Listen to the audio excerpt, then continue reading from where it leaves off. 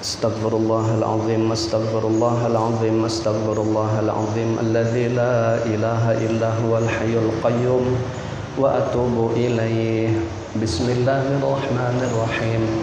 Al-Fatihata bi niyatil qabul wa tamami kulli sulwa ma'mul wa salahi sya'an zahiran wa batinan fid dini wad dunya wal akhirah, dafi'atan li kulli syarr wa jalibatan li kulli khair lana wa li walidina wa li azwajina wa li auladina wa li dzurriyyatina wa li ahli baitina wa li talamidina wa li jiranina wa li ahbabina wa li asatidina wa li masyayikhina wa li jami'il muslimina wal muslimat wal mu'minina wal mu'minat ma'al lutfi wal afiyah wa ala niyati anna Allah yunawwiru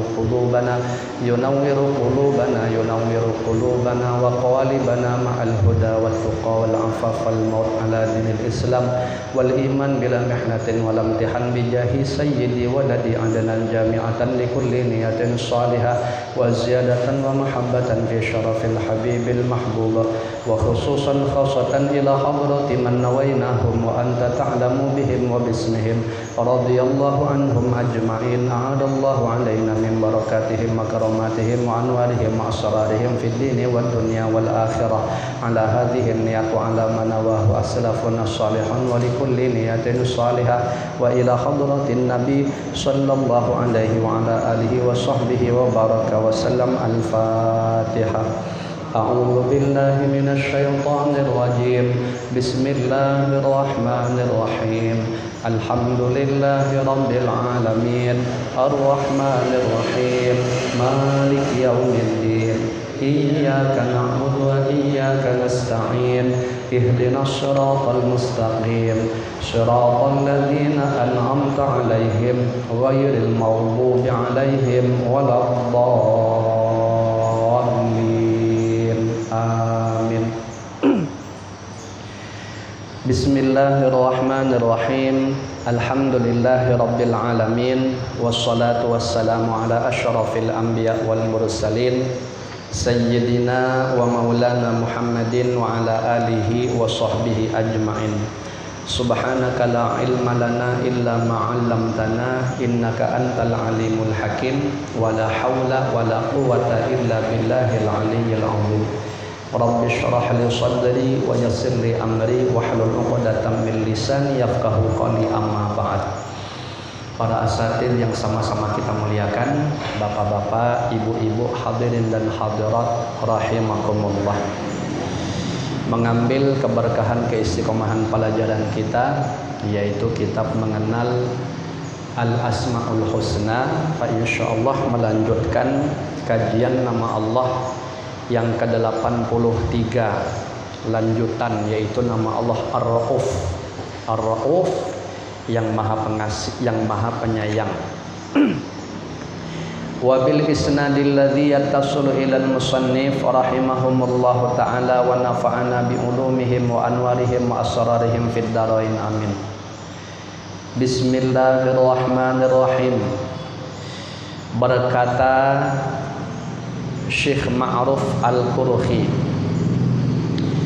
barang siapa berkata atau membaca doa di bawah ini setiap hari, jika mati Allah Ta'ala masukkan ia sebagai wali abdal atau ke dalam golongan wali abdal ya.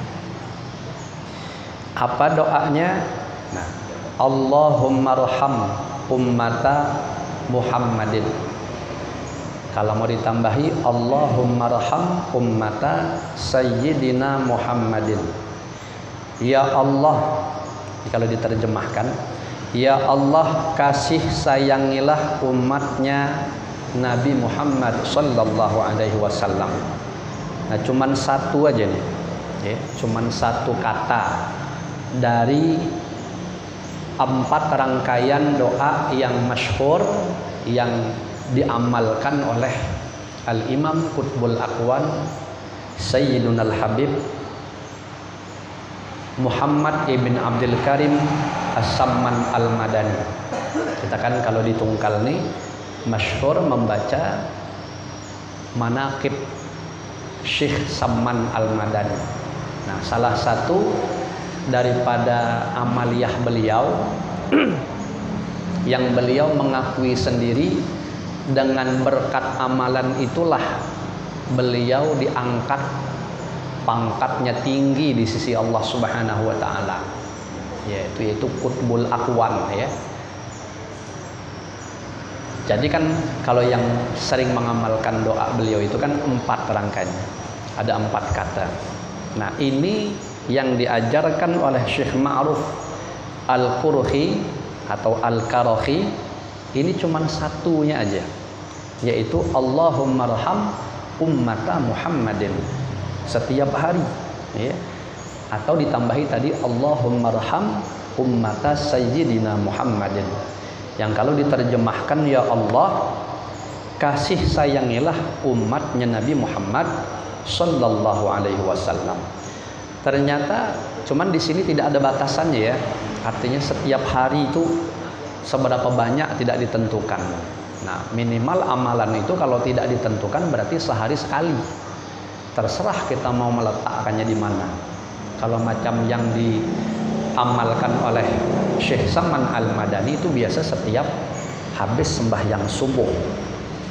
Nah, di situ disebutkan akan dimasukkan Allah ke dalam martabat kutub, maksudnya wali kutub, pemimpin para wali. Kalau di sini Syekh Ma'ruf Al-Karahi menyatakan akan Allah masukkan ke dalam golongan wali abdal. Wali abdal itu wali yang hatinya itu sangat penyayang, ya, sangat penyayang dengan umatnya junjungan kita Rasulullah Shallallahu Alaihi Wasallam.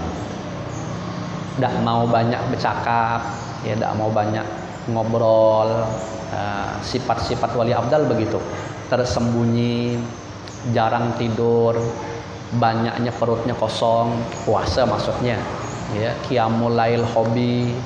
Kalau dijahati orang tidak pernah mau balas, malah berbaik-baik sama orang.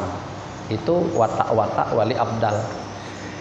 Kalau nak melihat sifat-sifat wali abdal itu di anak kecil, di anak kecil, ya. Apa di antara anak kecil tuh? Di antaranya adalah dia tidak mau dendam.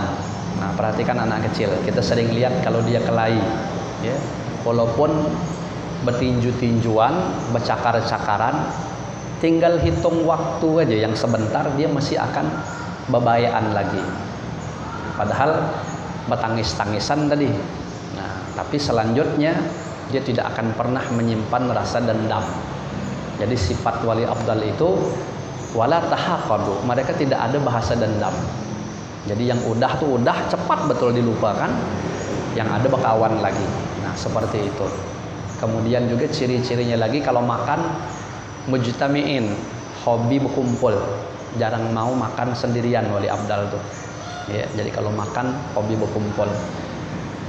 Kalau dia sakit seperti tadi, wali abdal tuh dia kalau sakit kebanyakan diam, mengembalikan semuanya kepada Allah Subhanahu wa taala. Jadi tidak mau dia semacam curhat-curhat kepada makhluk ini, tidak mau. Kebanyakan semuanya diserahkan kepada Allah Subhanahu wa taala. Itu perhatikan anak kecil biasa seperti itu. Makanya kan Abah Guru Sukumpul itu 2 putra beliau di belakangnya ada imbuhan kata-kata Badali, ya, Muhammad Amin Badali, yang satunya Ahmad Hafi Badali. Kenapa ada kata-kata Badali? Atas pengakuan beliau sendiri, mudah-mudahan anak beliau itu menjadi wali abdal, ya, wali abdal dengan ciri-ciri yang seperti yang kita sebutkan tadi itu diantaranya. Nah, jika kita berdoa meminta supaya jadi wali, belum tentu dikabulkan, ya. Tetapi jika rutin membaca doa itu, kita akan dicatat oleh Allah Ta'ala sebagai wali abdal. Kalau bercermin dengan keadaan kita sendiri, kita nih payah lah mau jadi wali itu, ya, payah. Ya, namanya wali itu kan orang yang punya kedekatan khusus kepada Allah Subhanahu wa taala. Kita ngaca kita ini mau jadi wali itu payah rasanya, maksiat soalnya jalan terus. ibadah amburadul.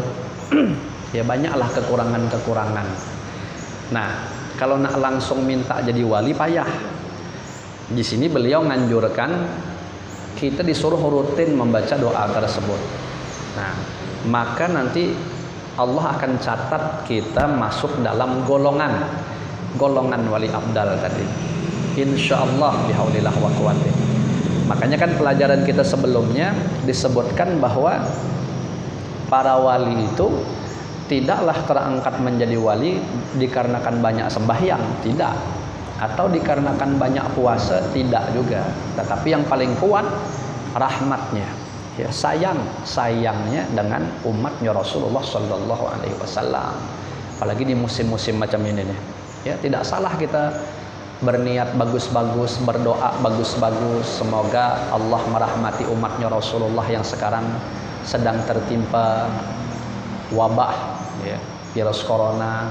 Mudahan Allah hilangkan penyakit itu. Dia nyeletuknya dalam hati aja, tapi dia bersungguh-sungguh berdoa begitu tuh, mengharap. Ya sebabnya kan kita kan kemarin sudah belajar ilmu tauhid, ya, mengesahkan Allah. Corona itu tidak ada apa-apanya, ya, secara i'tiqad dia tidak bisa berbuat apa-apa.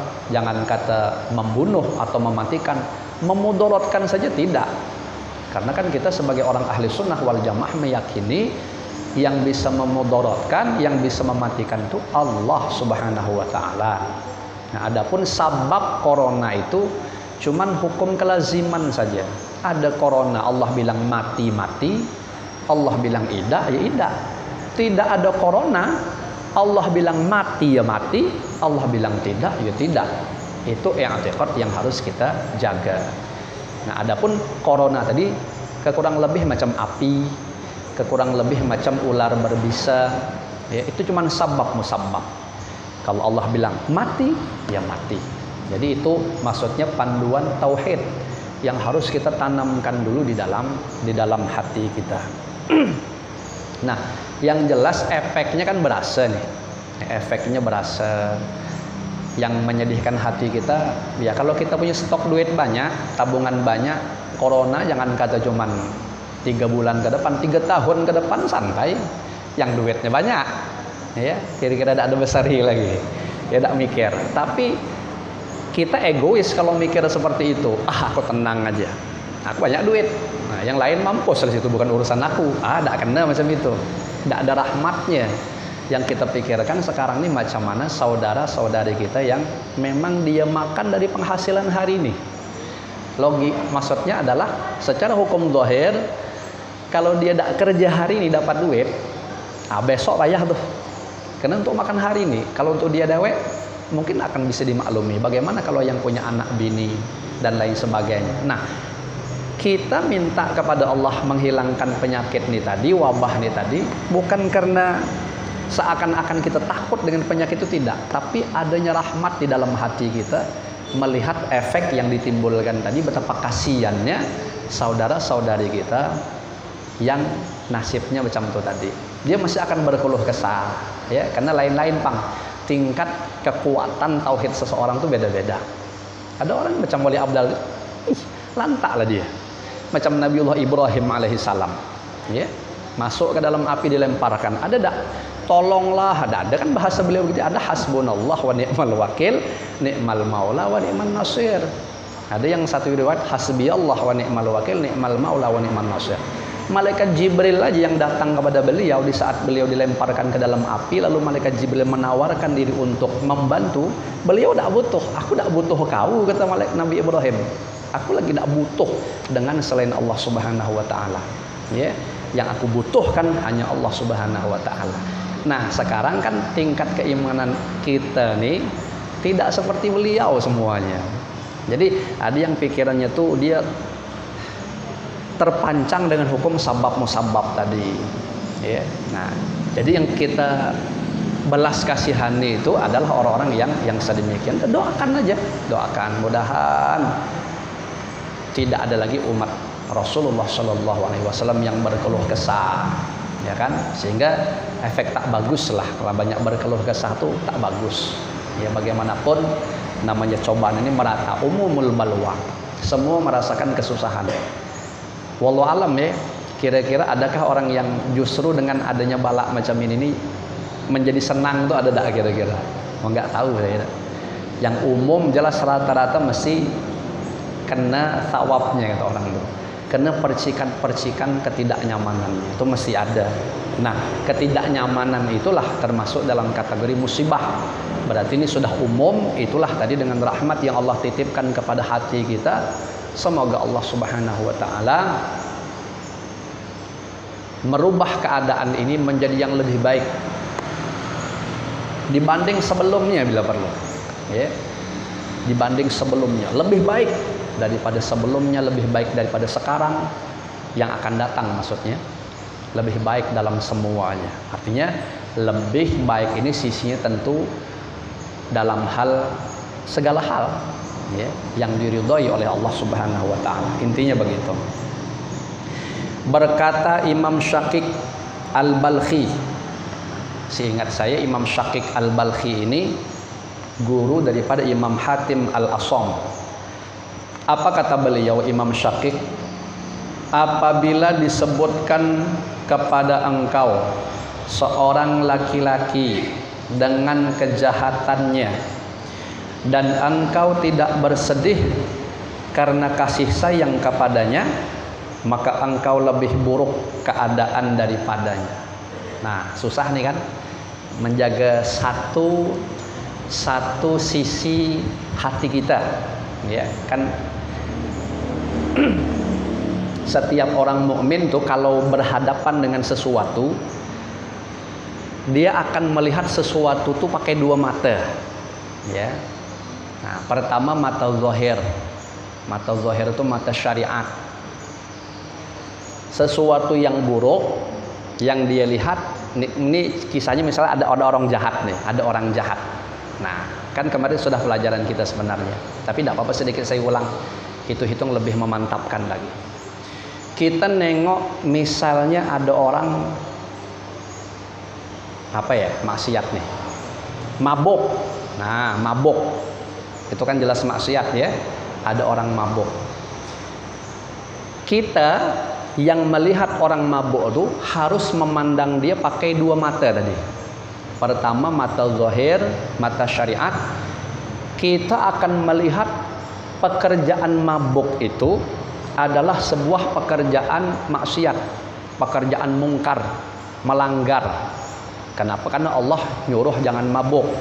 Ternyata ada saudara kita sesama muslim misalnya dia mabuk, maka pandangan mata zahir kita, mata syariat kita tuh akan nyalahkan dia, tidak suka dengan kelakuannya. Itu harus, hukumnya wajib ya, kita mengingkari mabuknya dia. Nah, itu yang harus dipandang oleh sisi pandang mata zahir kita atau mata syariat tadi. Intinya kita tidak menyetujui apa yang dia kerjakan, pekerjaannya ya, jangan salah, pekerjaannya itu maksiat kepada Allah. Nah, jadi kita tidak suka tuh mengingkari. Nah, yang kedua, mata batin kita atau pandang pakai hati tadi, memandang sisi hakikat, yaitu kita tetap rahmat kepada dia. Soalnya kenapa? Karena secara hakikat dia mabuk itu dia tidak punya daya untuk menolaknya. Karena itu bahagian takdir Allah yang harus dia jalani. Sudah tercatat di zaman azali, atas apa yang telah Allah ketahui, Allah memang tahu dia mabuk. Nah, kita mandang sisi itunya, sehingga timbul rahmat, timbul sayang dengan mabuk tuh. Seakan-akan kasihannya dia berarti sudah berhadapan dengan kemurkaan Allah. Soalnya kenapa? Karena dia melanggar aturan Allah, mabuk. Nah, lalu timbullah rasa kasih sayang tadi, kita doakan dia. Semoga Allah menyadarkan dia. Semoga Allah memberikan hidayah, dia mau tobat dari mabuknya itu. Kemudian mudah-mudahan taubatnya itu diterima Allah. Mudah-mudahan ini mabuknya adalah mabuk yang terakhir kali.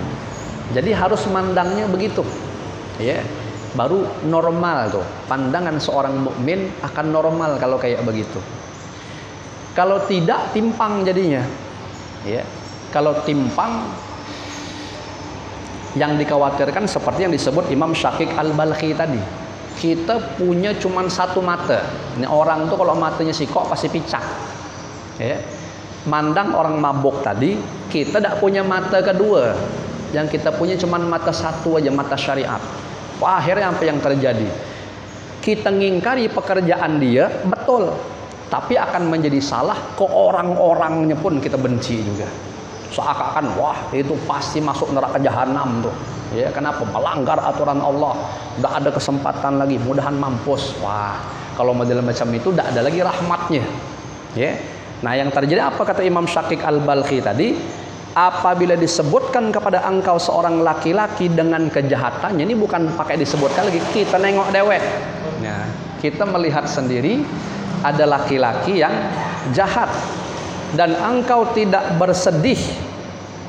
Kita melihat dia maksiat itu tidak ada sedihnya, kasihannya itu tidak ada gitu. Maka kata beliau tadi apa? Engkau lebih buruk keadaannya daripada dia. Nah, jadi kita kalau terpandang satu mata picak tadi, ketika kita sudah memvonis orang tuh jahat, orang tuh maksiat, orang tuh apalagi bahasanya ya, melanggar, berdosa, pendosa, dosa besar kan? Berarti dia kotor. Nah, di sini ada satu penyakit yang tanpa kita sadari bersarang pada diri kita. Maka tadi divonis kita lebih buruk, yaitu timbul penyakit semacam ujub, ya, atau merasa diri kita lebih bersih daripada orang lain. Nah, itu penyakit, ya. Wala tuzakku anfusakum.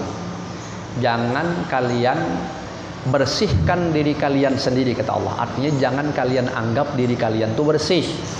Ya, tentu berbanding pada orang lain. Ya, kita merasa dia mabuk, aku jelaslah tidak ada mabuk. Karena aku tidak ada mabuk berarti aku lebih bersih daripada dia.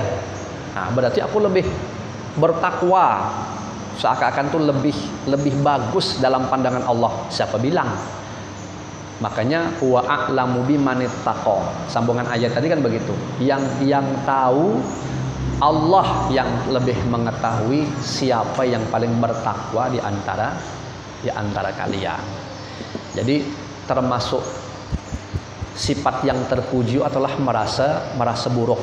Ya, merasa kotor, merasa banyak dosa, merasa banyak salah. Kenapa?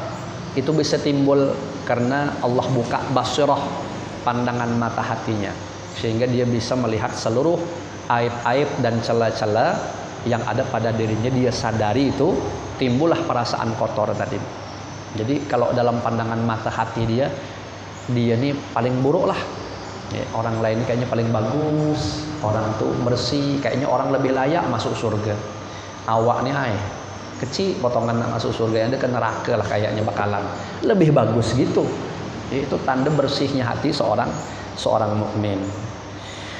Kata ulama, suatu bangsa mereka akan dapat kemakmuran daripada Allah Ta'ala apabila 3 kelompok manusia punya sifat rauf. Nah, ini penjelasan beliau sudah meluas ke arah bangsa. Jadi satu bangsa mereka akan dapat kemakmuran dari Allah apabila 3 kelompok manusianya punya sifat rauf, sifat pengasih tadi. Siapa 3 kelompok ini? Yang pertama orang alim, orang alimnya, ya, yang mempunyai ra'fah, sifat penyayang tadi itu. Orang alim harus punya rauf, punya ra'fah. Orang alim yang mempunyai ra'fah yaitu orang alim yang kasih sayang kepada seluruh manusia, baik yang zalim dari mereka atau yang fasik.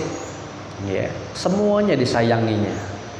Rasulullah Shallallahu Alaihi Wasallam pernah mengatakan, tolonglah saudara-saudaramu. Nah, baik yang zalim atau yang dizalimi. Ya, kata sahabat, bagaimana menolong orang yang zalim ya Rasulullah? Karena logikanya kan kalau yang dizalimi ditolong itu wajar. pantas begitu. Tapi kalau yang zalim macam mana nolongnya? Kalau salah paham nih, oh ada orang zalim, dia mau membunuh, berarti kita harus tolong nih, ikut bunuh juga lah kalau gitu. Bukan macam itu maksudnya nolong orang yang zalim. Iya. Nah, menolong orang yang zalim atau yang dizalimi berarti menyayangi mereka. Jadi maksudnya di sini jawab Rasulullah SAW, engkau cegah mereka dari kezaliman. Orang yang mau menzalimi, tolong dia, cegah dia dari kezalimannya. Sedangkan orang yang dizalimi ya tidak perlu dijelaskan, sudah maklum macam mana cara menolong orang yang dizalimi. Nah, kalau kita menolong orang yang zalim atau yang dizalimi itu berarti kita menyayangi mereka. Namun menyayangi orang zalim itu bukan karena fasiknya. Jika karena fasiknya, sama halnya dengan menghancurkan agama. Dia jelas-jelas zalim, kita tolongi kezalimannya itu, perbuatan jahatnya yang kita bantu supaya lebih lancar, lebih mudah dia berbuat jahat. Itu sama dengan kita menolong kefasikannya namanya. Itu sama seperti orang menghancurkan agama. Ya. Kita sayang kepada orang zalim atau fasik adalah untuk mendekati dan menasihati mereka. Macam mana kezaliman mereka tuh rencananya mau melakukan tak jadi. Ya. Yang sudah stop. Nah, seperti itulah kira-kira yang bisa kita lakukan. Rasulullah sallallahu alaihi wasallam adalah orang yang punya ra'fah atau kasih sayang, ra'uf bahasa kita. Sebagaimana di dalam Al-Qur'an disebutkan beliau Ra'ufur Rahim. Ya, Ra'ufur Rahim, nama Allah kan Ra'uf tuh, tapi disematkan untuk Rasulullah sallallahu alaihi wasallam. Laqad ja'akum rasulun min anfusikum azizun 'alaihi ma 'anittum harisun 'alaikum bil mu'minina raufur rahim. Raufur rahim. Nah, seorang alim yang mengikuti Rasulullah sallallahu alaihi wasallam adalah orang alim yang mempunyai ra'fah. Rauf tadi. Dan orang yang punya ra'fah itu yaitu yang mempunyai 3 macam sifat. Jadi orang alim yang punya ra'fah itu 3 sifatnya. Pertama, menyayangi umat. Yang kedua, memberi nasihat dengan lemah lembut. Yang ketiga, membimbing kepada jalan yang baik. Nah, menyayangi umat, memberi nasihat dengan lemah lembut, dan yang ketiga membimbing kepada jalan yang baik. Itu orang alim yang punya ra'fah namanya. Ini satu ya. Jadi tadi disebutkan satu bangsa itu akan mendapat kemakmuran dari Allah. 3 golongan nih. Kalau 3 golongan punya sifat ra'fah. Pertama orang alim. Yang kedua penguasa yang punya ra'fah. Penguasa. Nah, yaitu ada memiliki 4 sikap. Jadi penguasa, pejabat, terserahlah mau tingkat yang paling bawah sampai yang paling atas. Kapan si penguasa ini disebut punya ra'fah? Nah, dia punya 4 sikap. Pertama, sayang kepada semua rakyatnya, tidak tebang pilih, tidak pilih kasih. Ya, sayang semuanya. Kalau listriknya gratis 3 bulan semuanya kena. Kira-kira begitu ya. Kalau ada cicilan motor, kredit semua disayangi ya. Ini jangan dikasih tanda kutip yang positif corona, ya payah kalau macam itu. Ya, kalau yang positif corona kasihan kawan paksana kena dulu baru dapat gratisan 3 bulan. Satu. Yang kedua, mengutamakan kepentingan rakyat banyak dari kepentingan pribadi atau kelompoknya. Nah, jadi Bapak dan Ibu silahkan mencerna sendiri nasihat beliau. Ini bukan pandir saya ya. Ini kata beliau menjelaskan begitu di sini. Artinya nanti silahkan arahkan sendiri kepada pemimpin-pemimpin atau penguasa kita. Kira-kira punya ra'fah atau tidak gitu nah. Yang ketiga, menolong urusan kehidupan rakyatnya. Menolong urusan kehidupan rakyatnya. Kemudian yang keempat, mempermudah pada urusan mereka. Sudah nolong, mempermudah. Nih 4 nih kalau ada pada seorang pejabat, seorang pemimpin, seorang penguasa, berarti dia punya ra'fah namanya tuh. Ya, akan Allah turunkan kemakmuran. Nah, sayang kepada semua rakyatnya, mengutamakan kepentingan rakyat banyak daripada kepentingan diri pribadi atau kelompoknya. Yang ketiga, menolong kehidupan rakyatnya. Yang keempat, mempermudah. Udah nolong, dipermudah lagi. Nah itu, silahkan cerna sendiri. Masih ada waktu 3 menit. Nah yang ketiga, di antara 3 golongan ini, pengusaha atau pedagang yang punya ra'fah. Nah, pengusaha. Pedagang yang punya ra'fah adalah mereka yang tidak mau terlalu banyak mengambil untung, terutama bagi mereka yang perlu dan sangat ingin.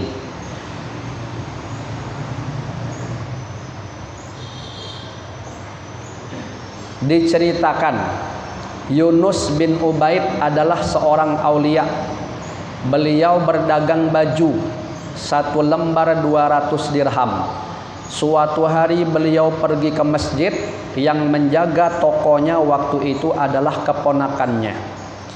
Ada seorang badui, orang pedalaman, datang dan mau membeli baju 400 dirham. Padahal tadi sudah ditetapkan modalnya 200. Dibeli orang badui 400. Beliau baju itu lalu dijual 400 dirham. Saat badui itu berjalan-jalan di pasar, bertemu dengan Yunus. Kata Yunus, di mana beli baju dan berapa harganya? Lalu diceritakan oleh badui tadi di mana ia membelinya dan berapa harganya, yaitu dia beli 400 dirham. Kata Yunus, harganya terlalu mahal. Maka badui tersebut dibawa ke toko beliau tadi yang dijaga oleh keponakannya. Ke toko, dan keponakannya yang menjual dimarahinya karena menjual baju itu terlalu mahal. Lalu si badui berkata, biarkan saja harganya segitu, karena di kampungku harganya 500 dirham. Jadi termasuk merasa murah badui ini, padahal tadi sudah ditetapkan 200. Kata Yunus, walaupun demikian tetap aku tidak menjualnya kecuali 200 dirham. Inilah contoh pedagang atau pengusaha yang memiliki sifat ra'fah. Nah, pedagang atau pengusaha yang punya sifat ra'fah itu, 1, mau menerima andaikan pembeli mengembalikan barang. Jadi kalau kita berjual nih, kalau punya sifat ra'fah, kapan dikomplain orang, terima aja. Jadi jangan ada bahasa di toko kita, barang yang sudah beli tidak bisa dikembalikan. Jangan, berarti tidak punya ra'fah tuh. Nah ini perhatikan para pedagang, terima aja, ya.